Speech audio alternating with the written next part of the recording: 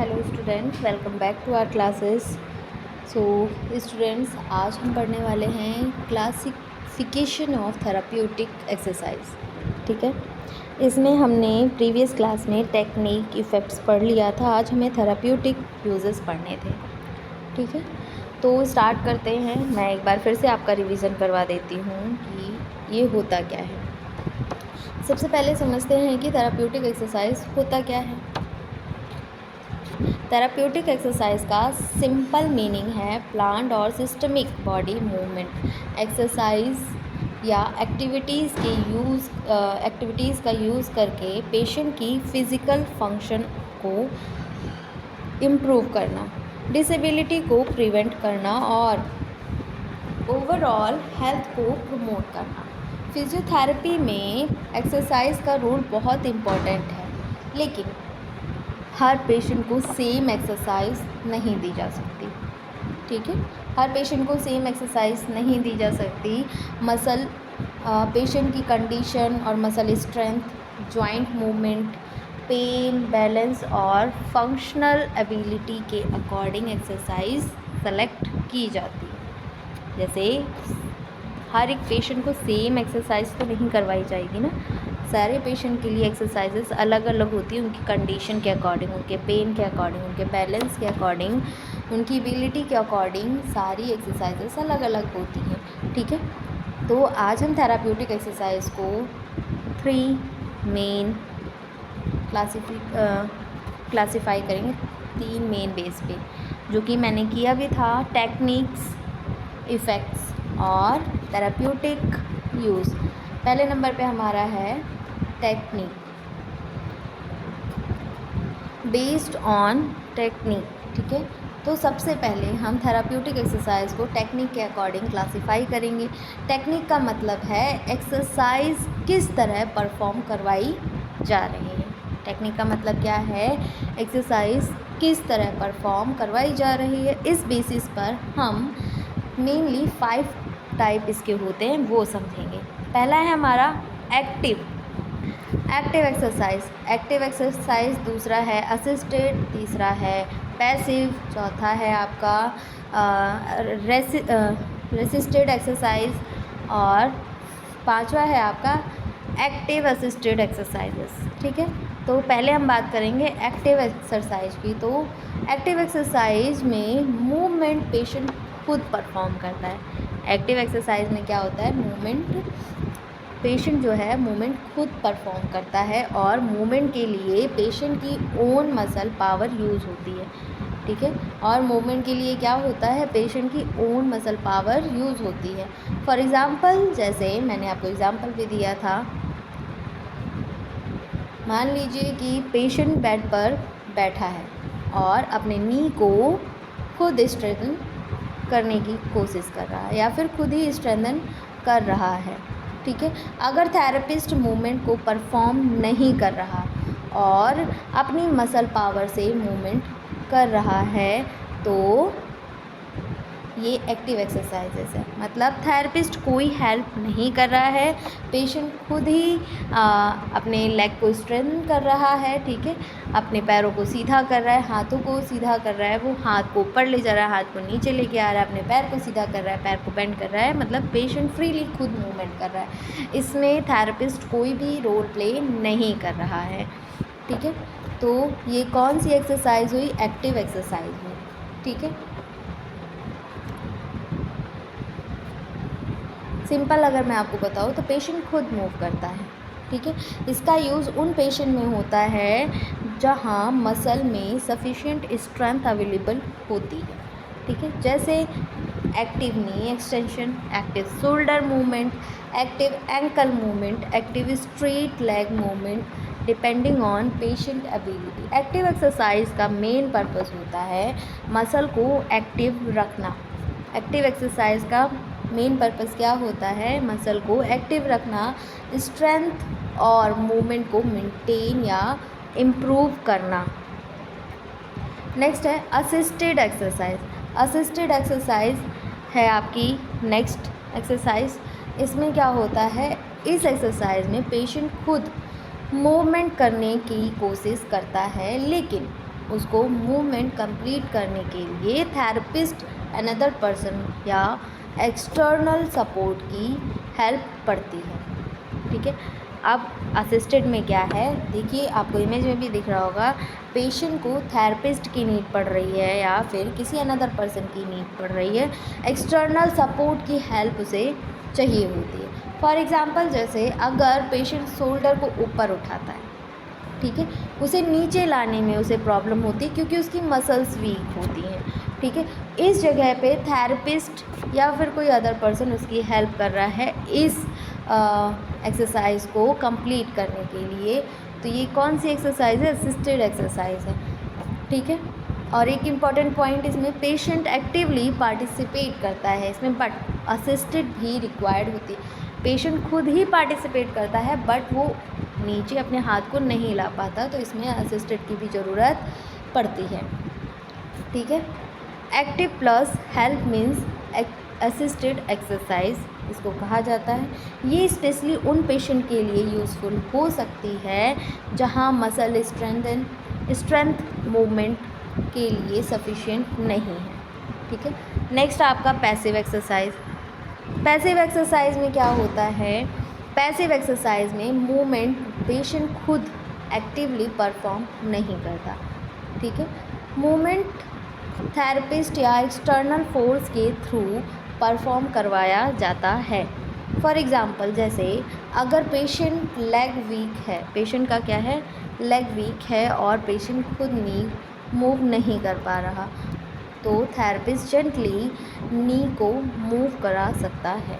ठीक है, यहाँ पेशेंट की मसल एक्टिविटी मिनिमम या अब्सेंट हो सकती है डिपेंडिंग ऑन द कंडीशन।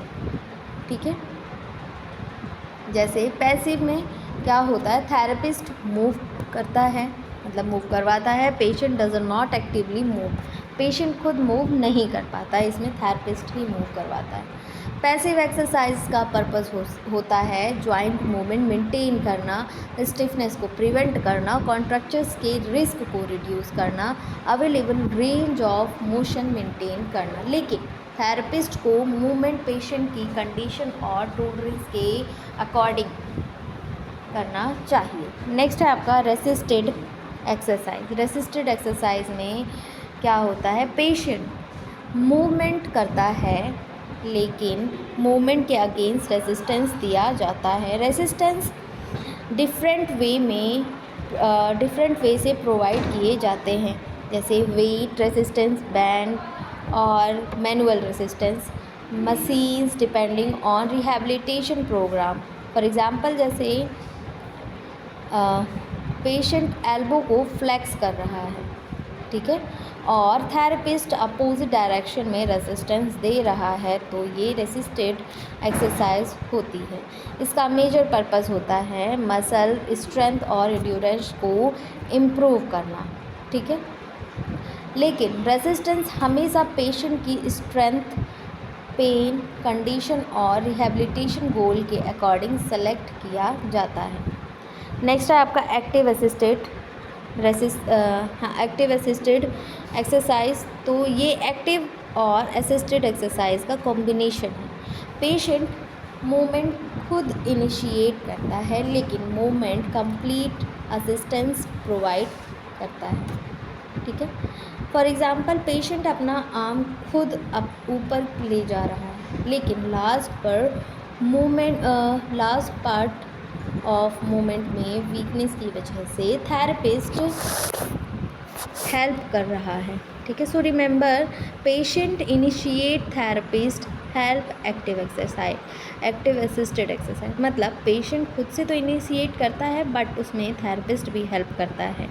ठीक है, इसीलिए इसको एक्टिव असिस्टेड एक्सरसाइज कहा जाता है। ये पेशेंट पर्टिकुलरली यूज़फुल, ये जो थेरेपी है, ये जो एक्सरसाइज है, ये पर्टिकुलरली यूज़ होती है जब पेशेंट में कुछ मसल पावर प्रेजेंट हो लेकिन फुल मूवमेंट इंडिपेंडेंटली परफॉर्म करने के लिए स्ट्रेंथ सफिशिएंट ना हो।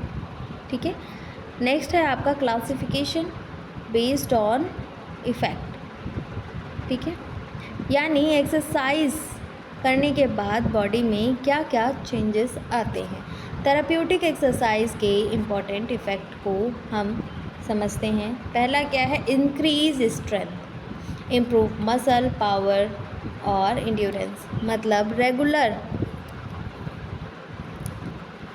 रेगुलर अप्रोप्रिएटली प्रिस्क्राइब्ड एक्सरसाइज से मसल स्ट्रेंथ और इंड्योरेंस इम्प्रूव की जाती है। ठीक है, अब पेशेंट को एक्सरसाइज बता दी गई है, वो अगर रेगुलर कर रहा है तो उसकी मसल स्ट्रेंथ होगी, ठीक है, और इंड्योरेंस इम्प्रूव होगी।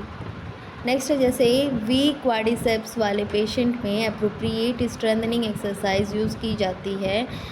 इसका benefit better movement, better functional performance, better stability में होता है। नेक्स्ट है आपका increase range of motion. Increase range of motion में क्या होता है कि नी नॉर्मली बेंड और स्ट्रेटन होता है। नी नॉर्मली क्या होती है, बेंड और स्ट्रेटन होती है।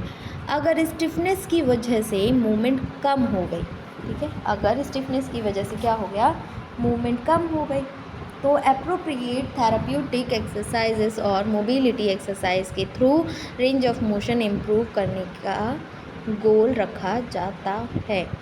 ठीक है, इससे जॉइंट मोबिलिटी इम्प्रूव होती है, फ्लेक्सिबिलिटी इम्प्रूव होती है, फंक्शनल मूवमेंट बेटर होता है। ठीक है, नेक्स्ट है इम्प्रूव सर्कुलेशन। इम्प्रूव सर्कुलेशन में थर्ड इफ़ेक्ट आपका आता है इम्प्रूव सर्कुलेशन। तो मूवमेंट और अप्रोप्रिएट एक्सरसाइज ब्लड सर्कुलेशन को सपोर्ट कर सकती है। ठीक है, स्पेशली प्रोलॉन्ग इनएक्टिविटी में मूवमेंट इम्पॉर्टेंट होती है। एक्सरसाइज का गोल पेशेंट की कंडीशन के अकॉर्डिंग सर्कुलेशन मेंटेन करना और मोबिलिटी रिलेटेड कॉम्प्लिकेशन के रिस्क को रिड्यूस करना होता है। नेक्स्ट है इम्प्रूव कोऑर्डिनेशन। इम्प्रूव कोऑर्डिनेशन इसमें दिया हुआ है आपका, कोऑर्डिनेशन का मतलब है बॉडी के डिफरेंट पार्ट का कंट्रोल्ड और प्रॉपर मैनर में साथ काम करना। फॉर एग्ज़ाम्पल वॉकिंग में लेग्स के साथ आर्म, ट्रंक और बैलेंस का कोऑर्डिनेशन भी इम्पॉर्टेंट होता है। थेराप्यूटिक एक्सरसाइज के through balance, coordination, postural control, body control को इम्प्रूव करने पर काम किया जाता है। नेक्स्ट है reduce pain and muscle spasm. Therapeutic exercise का एक इम्पॉर्टेंट गोल पेन और मसल स्पास्म को रिड्यूस करना भी है। ठीक है, अप्रोप्रिएट मूवमेंट और एक्सरसाइज मसल्स को प्रॉपरली फंक्शन करने में हेल्प कर सकती हैं। लेकिन एक इम्पॉर्टेंट पॉइंट इसमें है, एक्सरसाइज चूज़ करते वक्त पेन को इग्नोर नहीं करना चाहिए। एक्सरसाइज पेशेंट की कंडीशन, और पेन लेवल और टॉलरेंस के अकॉर्डिंग मॉडिफाई की जानी चाहिए। नेक्स्ट है इम्प्रूव फंक्शन। तो फिजियोथेरेपी का अल्टीमेट गोल सिर्फ मसल को स्ट्रॉन्ग बनाना नहीं होता, हमें पेशेंट की डेली एक्टिविटीज़ को भी इम्प्रूव करना होता है, जैसे body mobility, sitting, standing, walking, stair climbing. Daily activities exercise को फंक्शनल गोल के साथ कनेक्ट करना बहुत इम्पॉर्टेंट है। नेक्स्ट है प्रिवेंट डिफॉर्मिटीज़ एंड कॉन्ट्रैक्चर्स। ठीक है, अगर कोई जॉइंट लॉन्ग टाइम तक प्रॉपरली मूव नहीं करता तो स्टिफनेस और कॉन्ट्रैक्चर्स डेवलप होने लगते हैं। ठीक है, अप्रोप्रिएट पोजीशनिंग, मोबिलिटी एक्सरसाइज और रिहैबिलिटेशन टेक्निक का यूज़ करके इस रिस्क को रिड्यूस किया जाता है। नेक्स्ट है promote general health. Promote general health में क्या है, रेगुलर अप्रोप्रिएट फिज़िकल एक्टिविटी करनी होती है, फिटनेस इम्प्रूव करने में हेल्प करती है और फंक्शनल कैपेसिटी इम्प्रूव कर सकती है और ओवरऑल वेलबींग को सपोर्ट करती है, क्वालिटी ऑफ लाइफ इम्प्रूव करती है। ठीक है, इसीलिए थेराप्यूटिक एक्सरसाइजेस सिर्फ एक मसल या जॉइंट के लिए नहीं होती, प्रॉपरली प्लान्ड एक्सरसाइज का ओवरऑल हेल्थ पर भी पॉजिटिव रोल होता है। ठीक है, ये था हमारा इफ़ेक्ट्स। अब हम पढ़ेंगे classification based on therapeutic use. ठीक है, थेराप्यूटिक यूजेस। तो इसमें दिया हुआ है आपका टू इंक्रीज़ और मेंटेन मसल, मतलब सबसे पहला थेराप्यूटिक यूज़ है मसल स्ट्रेंथ को इंक्रीज़ या मेंटेन करना। ठीक है। वीक मसल के लिए एप्रोप्रिएट स्ट्रेंथनिंग एक्सरसाइज प्रिस्क्राइब की जाती है, जैसे लोअर लिम्ब वीकनेस में एप्रोप्रिएट स्ट्रेंथनिंग प्रोग्राम होता है। ठीक है। नेक्स्ट है टू इंक्रीज़ और maintain range of motion.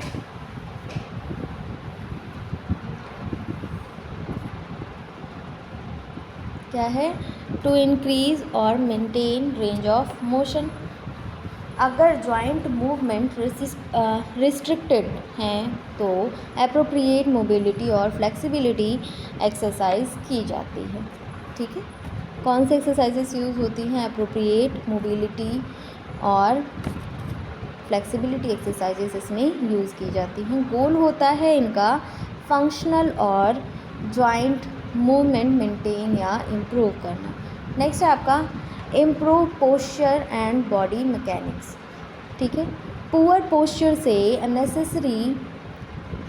Unnecessary stress develop होता है। थेराप्यूटिक एक्सरसाइज के थ्रू पोस्चरल मसल को ट्रेन करना और प्रॉपर बॉडी मैकेनिक्स सिखाना रिहैबिलिटेशन का इम्पॉर्टेंट पार्ट होता है। नेक्स्ट है आपका improve balance coordination and gait. Balance, coordination और गेट को इम्प्रूव करना।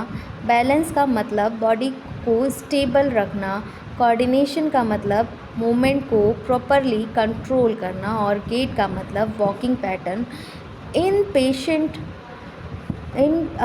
पेशेंट जिनको वॉकिंग या बैलेंस में डिफ़िकल्टी है, एप्रोप्रिएट थेराप्यूटिक एक्सरसाइज रिहैबिलिटेशन का इम्पॉर्टेंट पार्ट होता है। जिन पेशेंट को वॉकिंग में डिफ़िकल्टी, बैलेंस में डिफ़िकल्टी होती है, उन पेशेंट में ये सब मेंटेन करना ज़रूरी होता है। नेक्स्ट है reduce pain, spasm and stiffness. Appropriate exercise movement को इम्प्रूव करने और मसल्स और जॉइंट की फंक्शनल मोबिलिटी मेंटेन करने में हेल्प करती है। लेकिन exercise selection always patient specific होनी चाहिए। ठीक है। पेशेंट के अकॉर्डिंग होनी चाहिए, उसकी कंडीशन के अकॉर्डिंग होनी चाहिए। पेन टॉलरेट कर पा रहा है, उसके अकॉर्डिंग होना चाहिए। ठीक है। नेक्स्ट है improve circulation and prevent complication. ठीक है। इसमें दिया हुआ है थेराप्यूटिक एक्सरसाइजेस का यूज़ सर्कुलेशन मेंटेन करने और इमोबिलिटी रिलेटेड कॉम्प्लिकेशन के रिस्क को रिड्यूस करने के लिए भी होता है।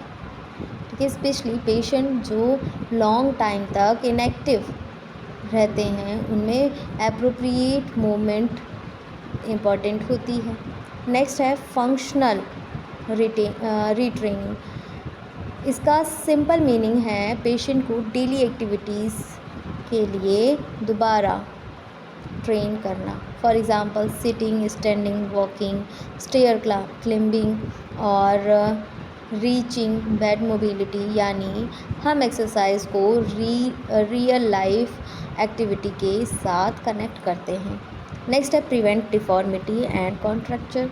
थेराप्यूटिक एक्सरसाइज का एक इम्पॉर्टेंट यूज़ डिफॉर्मिटी और कॉन्ट्रैक्चर के रिस्क को रिड्यूस करना भी है, स्पेशली प्रोलॉन्ग्ड इमोबिलिटी या रिस्ट्रिक्टेड मूवमेंट वाले पेशेंट, मतलब जो लंबे समय तक बेड रिडन पेशेंट हैं। ठीक है। उन पेशेंट के लिए एप्रोप्रिएट रिहैबिलिटेशन प्लान इम्पॉर्टेंट होता है। ठीक है। उनमें कॉन्ट्रैक्चर्स डिफॉर्मिटी प्रिवेंट करने के लिए किया जाता है। नेक्स्ट है promote general health and wellbeing. Last therapeutic use है जनरल हेल्थ, फिटनेस और वेलबींग को प्रमोट करना। A properly designed exercise program patient की फ़िज़िकल फंक्शन और क्वालिटी ऑफ लाइफ को सपोर्ट करता है। ठीक है। तो ये था हमारा थेराप्यूटिक यूज़। ये हमने क्लासिफिकेशन ऑफ थेराप्यूटिक एक्सरसाइजेस पढ़े। इसके 3 क्लासिफिकेशन थे, टेक्निक, इफ़ेक्ट और फिर उसके बाद यूज़। पहले हमने टेक्निक यूज़ किया, फिर उसके बाद उसके क्या इफ़ेक्ट्स हुए और फिर उनके क्या यूजेस हुए। ठीक है, ये सब हमने डिस्कस किया। तो अब एक बार पूरे टॉपिक को फिर से क्विकली रिवाइज़ कर लेते हैं। जैसे थेराप्यूटिक एक्सरसाइज को हम मेनली 3 पार्ट में क्लासीफाई करते हैं।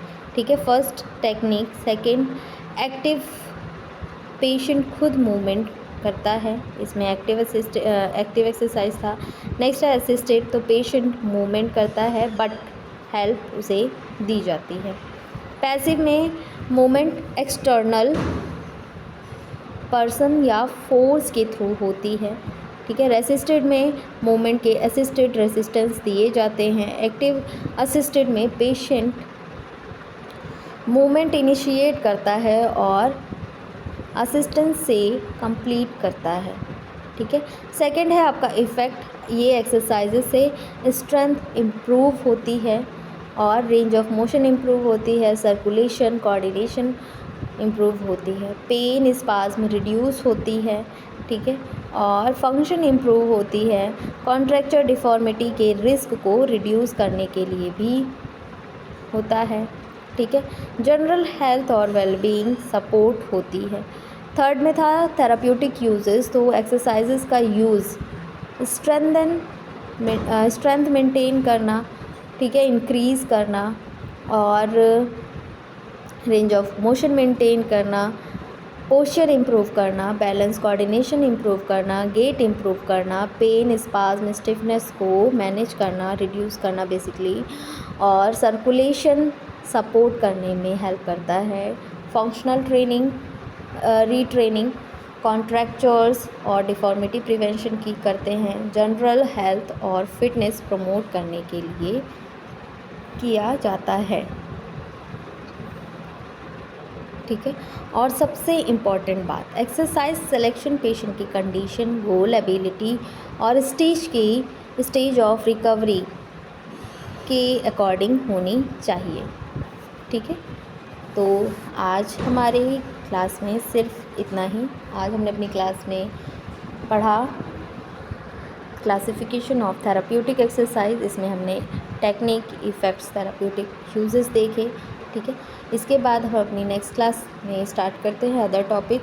तो क्लास एंड करने से पहले आप लोगों के लिए एक नोटिस है, अगर आप लोग अपना मेडिकल स्टोर चला रहे हैं और उसे फार्मा क्लिनिक में चेंज करना चाहते हैं तो आपके लिए बेस्ट है टेलीमेडिसिन कोर्स। इसमें आपको बताया जाएगा कैसे आप अपने मेडिकल स्टोर को कॉरपोरेट मेडिकल स्टोर से बेहतर कर सकते हैं और एक हेल्थ केयर का इकोसिस्टम डेवलपमेंट कर सकते हैं। इसमें आप डॉक्टर से ऑडियो वीडियो कॉल पे कनेक्ट हो सकते हैं और इसकी कंप्लीट फीस है 25,000। अगर आप लोग इंटरेस्टेड हैं तो हमारे दिए गए नंबर पे, जैसा कि आपको इस वीडियो में नंबर शो हो रहा है, इस नंबर पे आप कॉल कर सकते हैं। ठीक है, तो क्लास आज यहीं पर एंड करते हैं। Thank you class.